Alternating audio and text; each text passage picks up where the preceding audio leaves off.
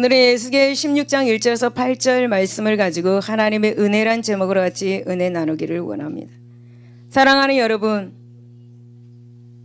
우리는 정말 핏덩어리 같이 내던져졌던 사람들이었습니다. 참으로 불쌍한 사람들이었습니다. 참으로 하나님 보시기에 안타까운 사람들이었습니다. 그런데 그렇게 불쌍하고 핏덩어리 같이 그런 사람들이 바로 예수를 믿고 구원을 얻었습니다. 할렐루야. 이것은 모두 하나님의 무조건적인 은혜의 결과인 것을 믿으시기를 바랍니다.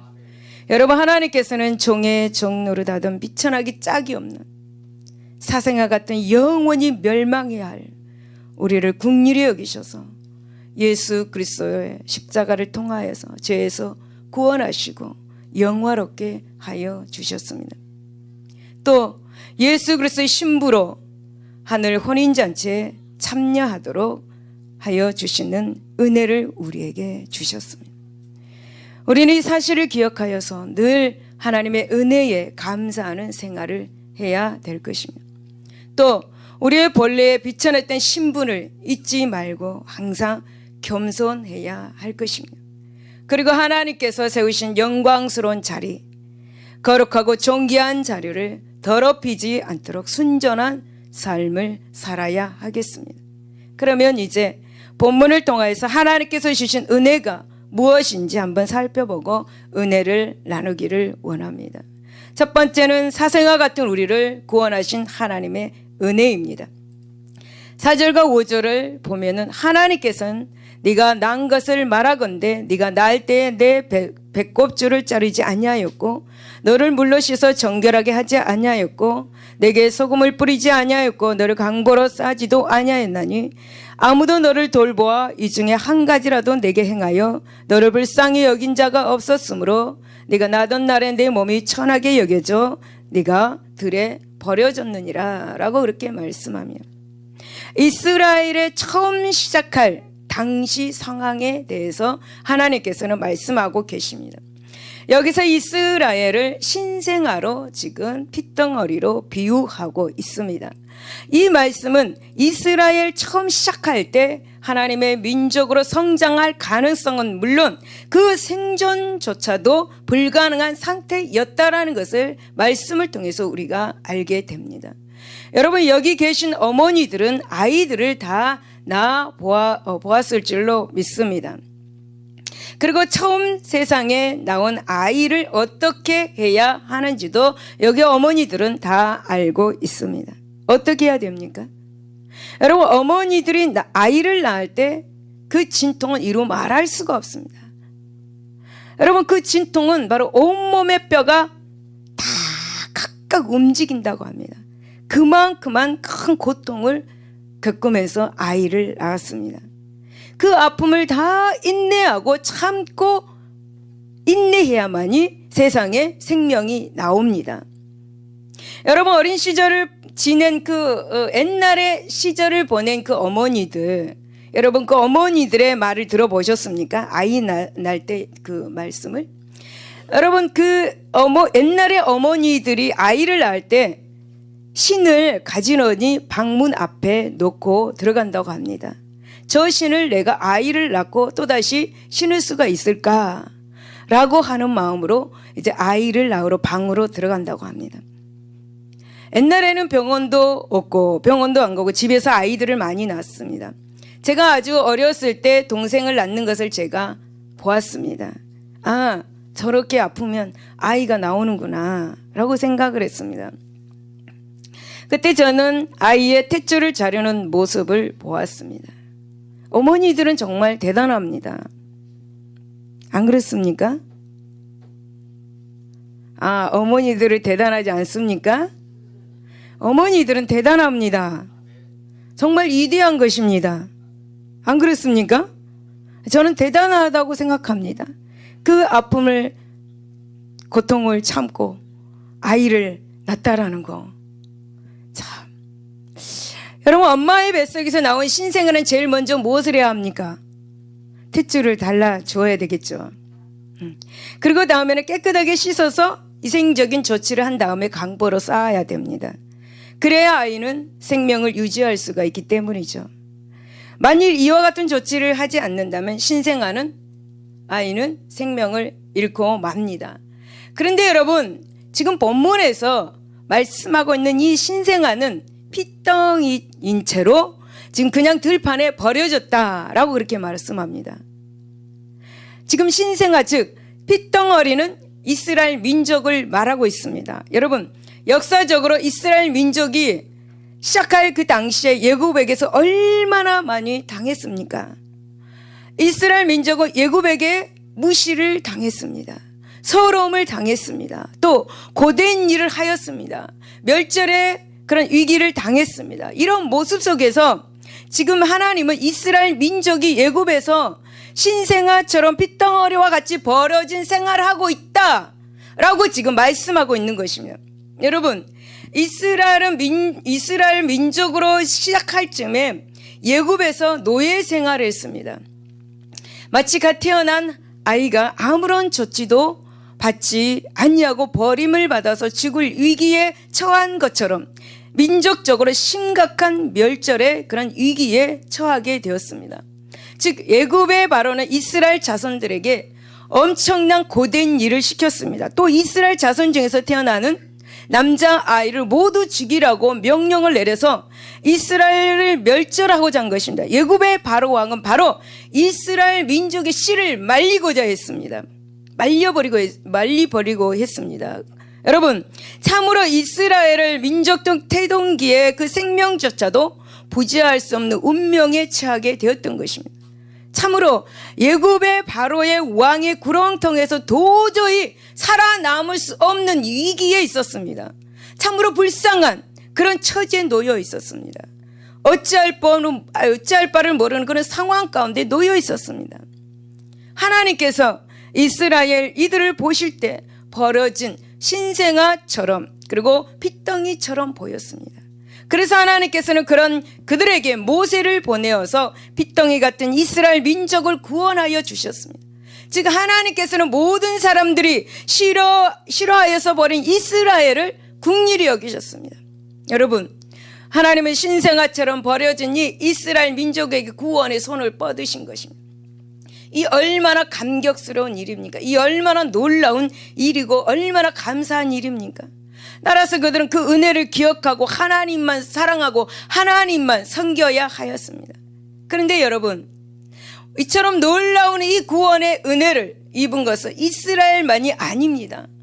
여러분, 지금 우리들 또한 죄 아래서 핏덩어리로 버려진 오직 멸망만을 기다려야 하는 비참한 신세에 있었습니다. 그러나 하나님의 놀라운 은혜로 구원을 받게 되었죠. 우리는 죄의 사생아 같은 신세에 놓였던 사람들로 아무에게도 환영을 받을 수가 없었습니다. 뿐만 아닙니다. 세상에는 우리를 구원할 만한 사람도 없었습니다. 그런데 하나님께서 우리에게 구원의 손을 뻗치신 것입니다. 내가 너를 구원하리라. 하나님께서는 모세를 보내 이스라엘을 구원하신 것처럼 우리를 불쌍히 여기셔서 예수 그리스도를 이 땅에 보내서 우리를 영원한 사망에서부터 구원하셨습니다. 여러분, 단지 그리스도를 보내신 것만이 아닙니다. 우리를 구원하시기 위해서 그의 생명까지 우리에게 주셨습니다. 그래서 사도 바울은 이 십자가 사건을 로마서 5장 7절에서 8절에 의인을 위하여 죽은 자가 쉽지 않고 선인을 위하여 용감히 죽은 자가 혹 있거니와 우리가 아직 죄인 되었을 때에 그리스도께서 우리를 위하여 죽으심으로 하나님께서 우리에 대한 자기의 사랑을 확증하셨느니라 라고 그렇게 표현했습니다. 여러분이 얼마나 감격적인 놀라운 사건입니까?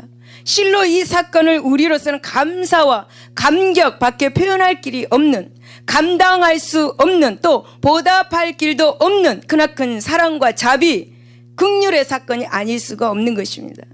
여러분, 에베소서 2장 8절에 너희는 그 은혜에 의하여 믿음으로 말미암아 구원을 받았으니 이것은 너희에게서 난 것이 아니요 하나님의 선물이라. 할렐루야. 여러분, 우리는 이 큰 은혜와 사랑의 보답조차 할 수 있는 능력이 없습니다. 하지만 적어도 이 사랑의 은혜를 잊지 말고 감사하면서 기억해야 할 것입니다. 그리고 그 은혜 다 보답할 수 없다 해도 이 하나님의 사랑의 은혜를 널리 전파하는 저와 여러분 되시기를 바랍니다. 그러므로 여러분, 우리는 우리를 구원하여 주신 하나님께서 원하시는 삶, 그리고 영원 구원의 삶, 그리고 하나님의 거룩한 삶을 살고자 날마다 노력해야 될 줄로 믿습니다.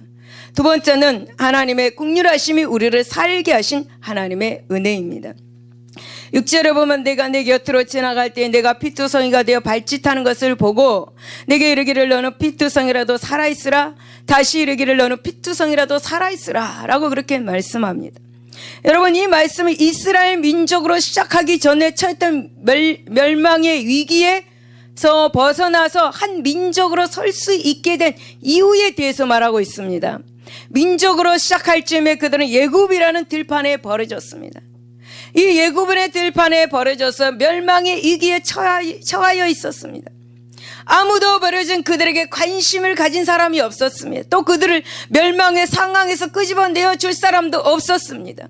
그런데 여러분, 하나님께서 그들의 옆을 지나가시다가 버려져서 그 죽음의 문 앞에서 울부짖으며 또 발버둥치는 그들의 모습을 보게 된 것입니다. 그리고 하나님께서는 그 발버둥치는 그들을 예면하시지 않았습니다. 하나님께서는 생명이 끊어져가는 아이와 같은 그들을 품에 안으시고 살아있으라 라고 그렇게 말씀하셨습니다. 여러분, 하나님은 제발 피투성이라도 살아있으라 라고 그렇게 말씀하셨습니다. 여러분, 하나님은 생명을 부지하고 있으라고 그들에게 말씀하고 있는 거죠. 예언하고 있습니다. 간절히 그렇게 제발 살아있으라고 말씀하고 있는 것입니다. 여러분, 이 말씀을 생명해 주신 하나님께서는 살아있는 생명을 무시하지 않으신다, 생명을 귀중하게 보시고 계신다라는 것을 우리에게 보여주고 있습니다. 사랑하는 여러분, 하나님은 우리에게 생명을 주셨습니다. 네, 지금도 하나님 우리에게 제발 살아다오 라고 말씀하고 계십니다. 너희들이 아무리 힘들어도 제발 살아다오, 포기하지 말아라 라고 말씀하고 계십니다. 여러분, 피투성의 상황일지라도 하나님께서는 지금 우리에게 제발 살아다오, 제발 살아다오 라고 말씀하고 있는 것입니다.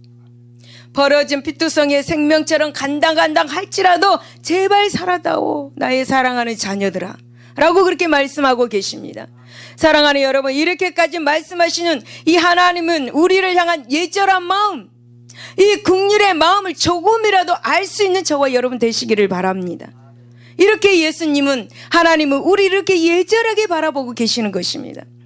여러분, 본절에는 너는 피투성이라도 살아있으라, 다시 이르기를 너는 피투성이라도 살아있으라 라고 그렇게 말씀을 두 번이나 반복하고 있는 것을 보게 되는데, 이렇게 두 번이나 반복되는 것은 바로 이스라엘을 향한 하나님의 긍휼의 감정이 얼마나 큰 것인가를 우리에게 가르쳐주고 있죠.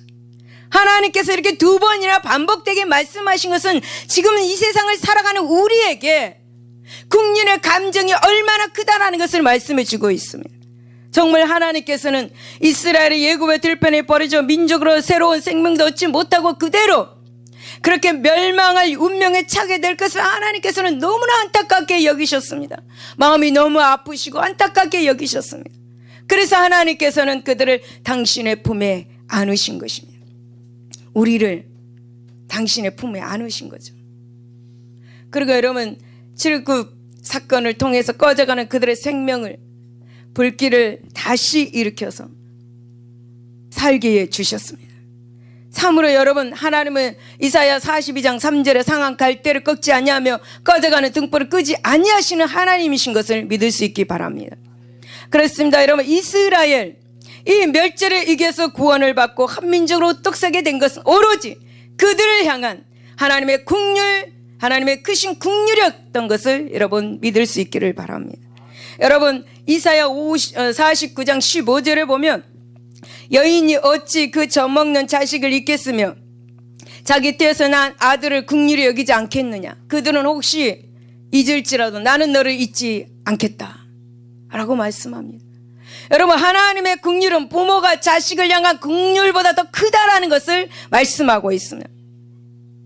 이사야 54장 7절에 보면 내가 잠시 너를 버렸으나 큰 긍휼로 너를 모을 것이다 라고 그렇게 말씀하고 있습니다.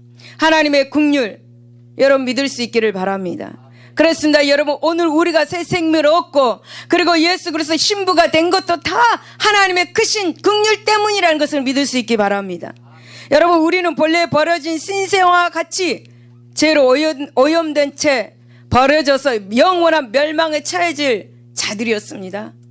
여러분, 우리는 모든 죄 아래서 신음하면서 뼈가 쇠하여지는 꺼져가는 생명 가운데서 구원의 손길을 기다리면서 발버둥 치고 있었던 사람들입니다. 이런 우리를 구원할 자가 이 세상에는 없었습니다. 여러분, 천사들이라 할지라도 우리를 구원할 수가 없었습니다. 그런데 하나님께서 그처럼 핏덩어리로 버려진 멸망 앞에 놓여있는 우리를 보신 것입니다. 그리고 우리가 죄 아래서 허망하게 죽을 것을 너무너무 안타깝게 여기셨습니다. 그래서 이사야 43장 1절 2절에 보면 야곱아 너를 창조하신 여호와께서 지금 말씀하시느니라. 이스라엘아 너를 지으신 이가 지금 말씀하시느니라. 너는 두려워하지 말라. 내가 너를 구속하였고 내가 너를 지명하여 불렀나니 너는 내 것이라. 아멘.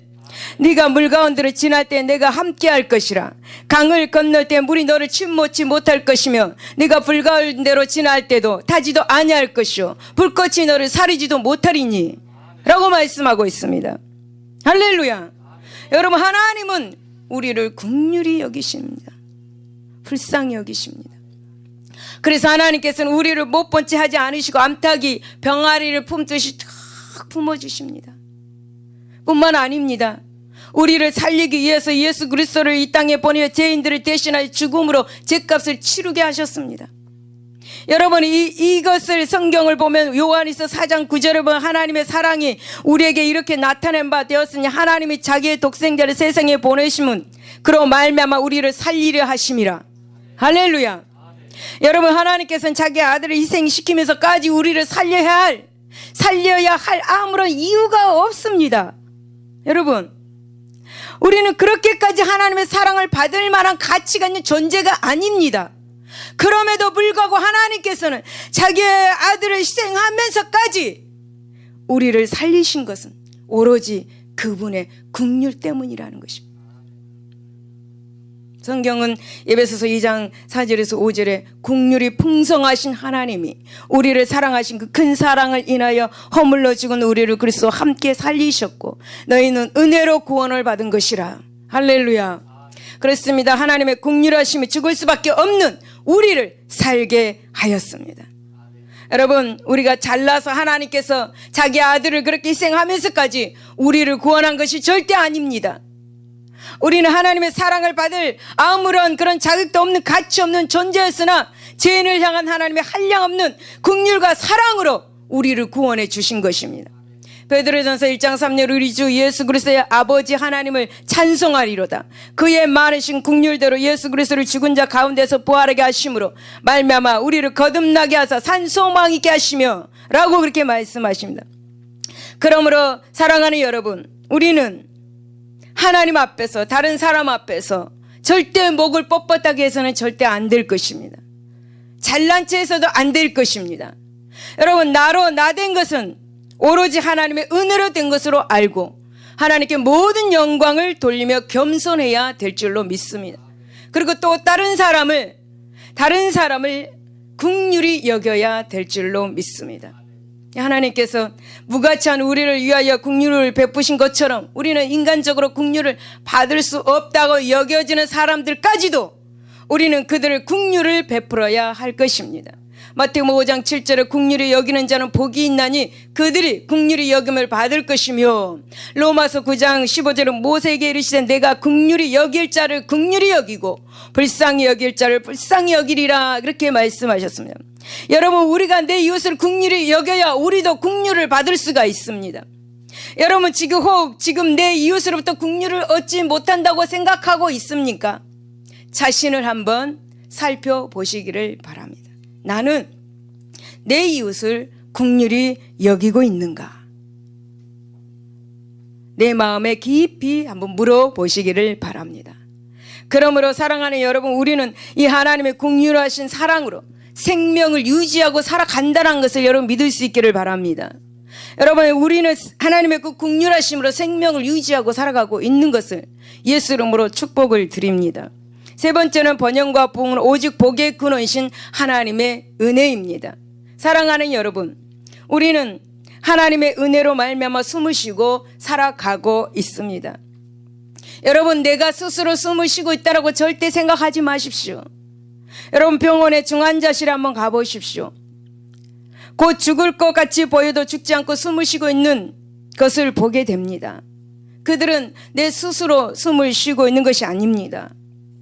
우리도 마찬가지인데 스스로 숨을 쉬고 있는 것이 아닙니다. 하나님께서 숨을 거두시면 그들은 죽을 것입니다. 그리고 흙으로 돌아갈 것입니다.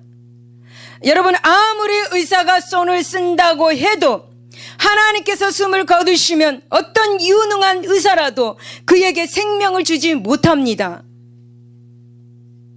생명 되신 하나님을 찬양할 수 있기를 바랍니다. 여러분, 우리 이 나라는 지금 세월호 사건으로 인해서 많이 참으로 슬픔을 많이 당하고 있죠. 우리는 이 세월호 사건을 통해서 하나님께서 어떤 영적 그런 뜻이 있는가 발견해야 합니다. 그리고 기도해야 합니다. 제가 TV에서 보았는데요. 어떤 학생 둘은 구명조끼 그 끈으로 서로 꽁꽁 묶어가지고 죽어 있었다고 합니다. 둘이서. 원래 시신은 물에 떠 올라와야 한다고 합니다. 그런데 그들은 또 올라오지 않았다고 합니다. 여러분, 그 학생들은 그 어둠 속에서 얼마나 무서웠겠습니까? 얼마나 무서웠길래 둘이 그냥 끈으로 꽁꽁 묶어가지고 그렇게 있었겠습니까? 얼마나 두려웠겠습니까? 우리는 생각만 해도 끔찍스럽죠. 여러분, 이 모든 일들이 어떻게 해서 일어났습니까? 어른들의 잘못으로 일어났습니다. 욕심. 네. 그것 때문에 그렇게 일어났습니다. 어른들. 여러분, 우리는 하나님은 이 나라와 예수를 믿는 하나님의 자녀들에게 향한 분명한 뜻이 있다라는 것을 여러분 기억할 수 있기를 바랍니다. 여러분, 하나님은 우리의 생사화복을 주관하고 계시는 분임을 우리는 믿어야 합니다. 내가 죽고 싶다고 해서 죽는 것도 아니고 내가 살고 싶다고 해서 사는 것도 아닙니다. 다 모든 것이 하나님의 손에 달려있다라는 것을 우리는 기억해야 합니다. 그분은 우리에게 사무엘상 2장 7절에 여호와는 가난하기도 하시고 부하기도 하시며 낮추기도 하시고 높이기도 하시는도다. 사무엘상 2장 6절에 여호와는 죽이기도 하시고 살리기도 하시며 음부에 내리기도 하시고 올리기도 하시는 분임을 여러분 기억해야 합니다. 그러므로 우리는 우리의 인생의 주인인 하나님인 것을 믿고 하나님께서 원하시는 올바른 신앙생활을 할 수 있기를 예수 이름으로 축복을 드립니다. 여러분, 본문 7절을 보면 내가 너를 들의 풀같이 많게 하였더니 내가 크게 자라고 심히 아름다우며 라고 이렇게 말씀하고 있습니다. 이 말씀은 애굽 땅에 버려져 멸절할 것만 같았던 이스라엘이 이제 하나님의 은혜로 한 민족을 이룰 수 있을 만큼 충분히 번성했다라는 그런 말씀입니다. 여러분, 야곱의 가정이 요셉의 초청으로 애굽으로 내려갔습니다. 그리고 얼마간의 세월이 흐른 다음에 애굽에 큰 사건이 일어납니다. 그것은 요셉이 애굽의 총리로 있을 당시의 민족 출신의 힉소스 왕조가 무너졌기 때문입니다. 그리고 애굽 본토 출신의 새로운 왕조가 들어섰기 때문입니다. 그래서 성경은 출애굽기 1장 8절에 보면 요셉을 알지 못하는 새 왕이 일어나서 애굽을 다스리니 라고 말씀합니다. 이 왕조에 대해서 요셉이 알지 못하는 새로운 왕조라고 말하고 있는데, 여러분 실제로 요셉을 알지 못했다는 것, 이것은 바로 힉소스 왕조에서 일한 요셉의 모든 공적을 무시했다라는 것입니다. 그래서 왜냐하면 새로 들어선 이 왕조는 요셉을 원수로 여겼기 때문입니다. 그러니 힉소스 왕조에서 큰 업적을 남겼던 요셉을 좋게 생각하지 않겠죠. 여러분 이 사람들은 나보다 저 사람이 잘나면 꼭 시기 질투합니다. 그렇죠? 그리고 원수로 생각합니다. 그래 한번 두고 보자 라고 그렇게 말합니다. 여러분 새로 들어선 이 왕조 역시 요셉에 대해서 너무 많이 알았습니다. 어떤 업적을 남겼는가도 잘 알았습니다. 그래서 애굽 사람들은 요셉을 신임하고 그를 따르는 것을 이 왕이 본 것입니다. 그래서 요셉으로 말미암아 이스라엘 자손들도 모두 다 자연히 이 새로운 왕조의 미움의 대상이 된 것입니다. 여러분 부부간에도 보면은 남편들은 부인이 미우면 친정 모든 가족을 다 미워하더라고요. 그렇죠? 그 다음에 또 부인들은 남편이 미우면 시댁 식구 모든 사람들을 다 미워하더라고요. 네. 부인이 예쁘면 부인의 친정집 말뚝에도 절을 한다 이런 말도 있잖아요. 네. 여러분 마찬가지로 지금 애굽의 새로운 왕조는 요셉을 미워하니까 이스라엘 백성 모두 전체를 미워하게 된 것입니다. 결국 이제 애굽 사람들은 이스라엘 자손을 노예로 만들었습니다. 출애굽기 1장 11절과 12절에서 14절을 보면 감독들을 그들 위에 세우고 그들에게 무거운 짐을 지어 괴롭게 하여 그들에게 바로를 위하여 국고성 비돔성 람셋을 건축하게 하니라. 그러나 학대를 받을수록 더욱 번성하여 퍼져가니 애굽 사람이 이스라엘 자손으로 말미암아 근심하여 어려운 노동으로 그들의 생활을 괴롭게 하니 곧 흙 이기기와 벽돌 굽기와 농사의 여러 가지 일이라. 그 시키는 일이 모두 엄하였다라고 그렇게 말합니다. 미우니까 고된 일을 많이 시키겠죠. 다 죽으라고. 네. 여러분 새로운 왕조는 이스라엘 자손이 번성하여서 자신들의 그 위협 세력이 되는 것을 방지하기 위해서 이스라엘 자손들에게 고된 일을 시킨 거예요. 하지만 여러분 이스라엘 자손들은 애굽 사람에게 학대를 받으면 받을수록 더욱 번성하여 가는 것을 보게 되죠. 여러분 새로 들어선 이 왕조는 뭐가 그리 무서웠을까요? 뭐가 그리 두려웠을까요? 여러분 이 왕조는 이스라엘 자손들이 더 번성해서 더 근심하게 됩니다. 그래서 결국 이로 말미암아 애굽 왕은 심지어 새로 태어나는 남자 아이까지 다 죽이라고 명령을 내리기까지 하였습니다.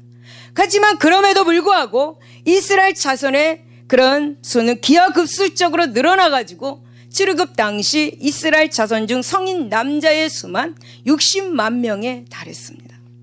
여러분 이스라엘 자손 전체의 수를 추정한다면 약 200만 정도가 된다고 합니다.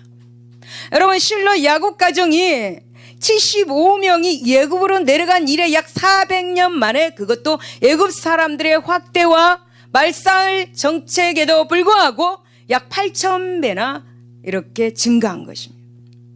신명기 1장 10절에서 11절 너희 하나님 여호와께서 너희를 번성하게 하셨으므로 너희가 오늘 하늘의 별같이 많거니와 너희 조상의 하나님 여호와께서 너희를 현재보다 1000배나 많게 하시며 너희에게 허락하신 것과 같이 너희에게 복 주시기를 원하노라. 할렐루야.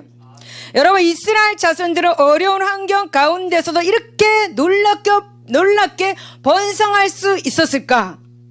그것은 모두 하나님께서 그들과 함께 하셨기 때문입니다. 하나님께서 그들을 들풀과 같이 많게 하셨기 때문에 그들은 그렇게 번성할 수가 있었습니다. 그러므로 우리는 하나님께 함께 해달라고 기도해야 합니다. 여러분 들풀의 생명력이 얼마나 강합니까? 들풀은 오늘 베어내어도 비 한 차례만 오면 어떻게 됩니까? 다시 더 무성하게 자라는 것을 보게 됩니다. 그처럼 이스라엘 자손들도 하나님의 은혜가 소낙비처럼 임하자 마치 그 들풀과 같이 번성하게 되었던 것입니다. 하나님의 은혜가 임하자. 여러분 하나님께서 함께 하시면 아무리 열악한 조건 속에서도 우리는 축복을 받고 번성하는 것을 여러분 믿을 수 있기를 바랍니다. 여러분 저는 어렸을 때 주일학교 여름성경학교에서 많은 은혜를 받았습니다. 그 조그만 애가 여름성경학교에서 은혜를 많이 받았습니다. 그런데 이 은혜를 받으면 받을수록 핍박이 오는 것입니다. 교회 가지 못하게 합니다. 저는 교회를 너무 가고 싶었습니다. 너무 괴로웠습니다. 아버지로 말미암아 핍박은 더 가해졌습니다. 심지어는 나를 죽이려고까지 했었습니다. 아버지의 핍박을 받으면 받을수록 제 마음은 하나님을 사랑하는 마음이 불같이 일어났습니다. 마음에 더 부흥의 불길이 더 타올랐습니다. 여러분, 핍박을 받으면 받을수록 교회에 더 나가고 싶습니다.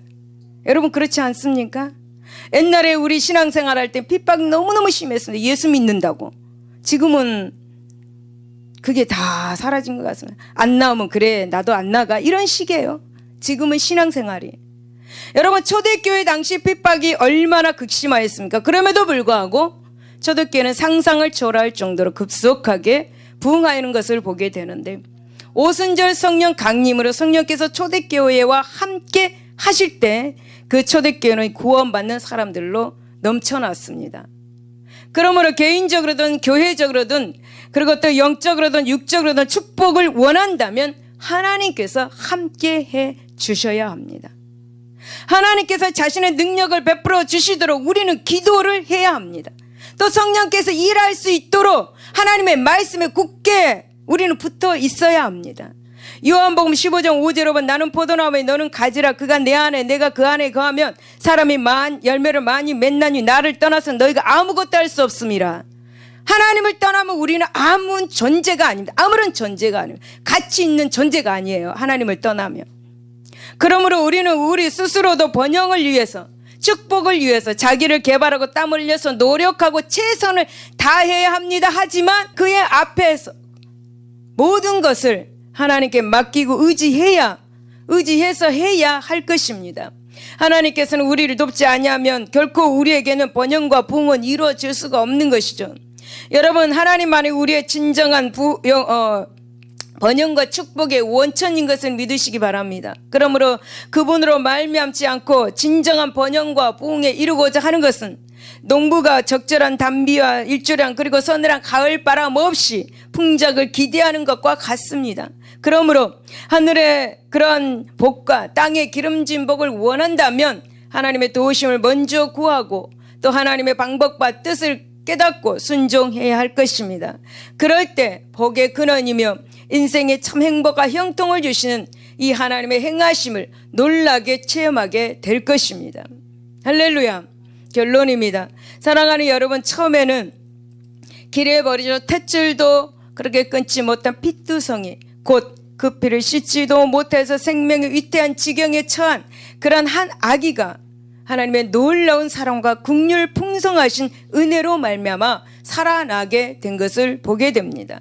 여러분, 하나님은 우리를 긍휼히 여기시사 버려두지 아니하시고 또 끝까지 책임지시는 신실하신 분이십니다.